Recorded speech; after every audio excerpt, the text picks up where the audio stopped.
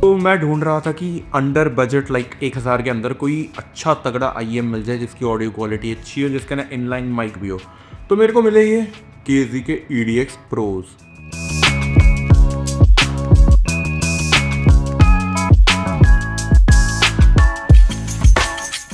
अब ये जो IEM है ये 1000 रुपये के अराउंड चलते हैं, ठीक है। इनके ना वही टिपिकल KZ की ट्रांसपेरेंट कॉपर वाली वायर आती है।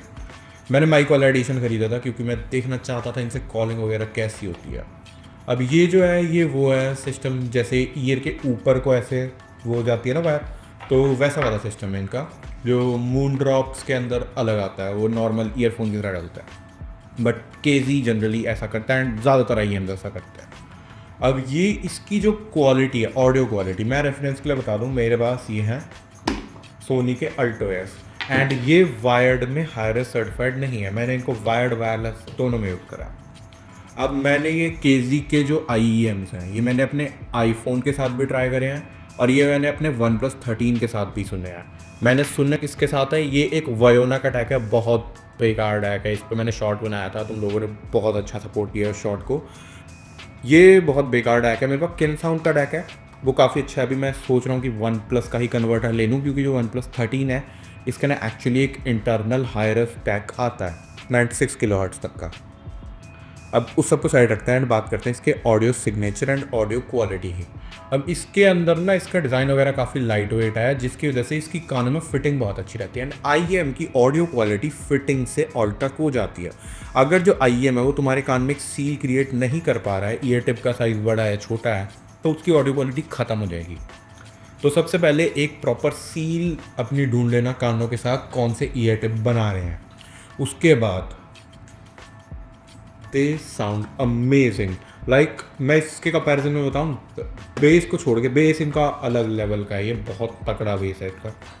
बट जो ये है डिटेल्स में, क्लैरिटी में, वोकल्स में, मिड्स में, सब में एक 13,000 के हेडफोन को बीट कर देते हैं, इवन अगर तुम उसे वायर्ड मोड पर ही चलाओगे। इसके अंदर एक चीज़ जो बाकी उनसे कम है, बट एक नॉर्मल बैलेंस से इसका जो साउंड सिग्नेचर है वो थोड़ा वी की तरफ इंक्लाइंड है।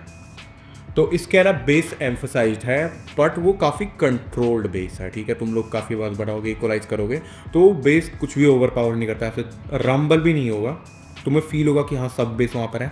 बट एक काफ़ी कंट्रोल्ड मिड बेस, सब बेस, इसका मिक्सचर तुम्हें देखने को मिलेगा, जो कि सुनने में काफ़ी अच्छा लगेगा, काफ़ी ज़्यादा पसंद आया मेरे को तो। और लॉन्ग सेशन में भी जब तुम अपनी परफेक्ट फिट वाला ईयर टिप ढूंढ लोगे तो काफ़ी तुम्हें बिल्कुल दिक्कत नहीं देने वाला, काफ़ी कंफर्टेबल है।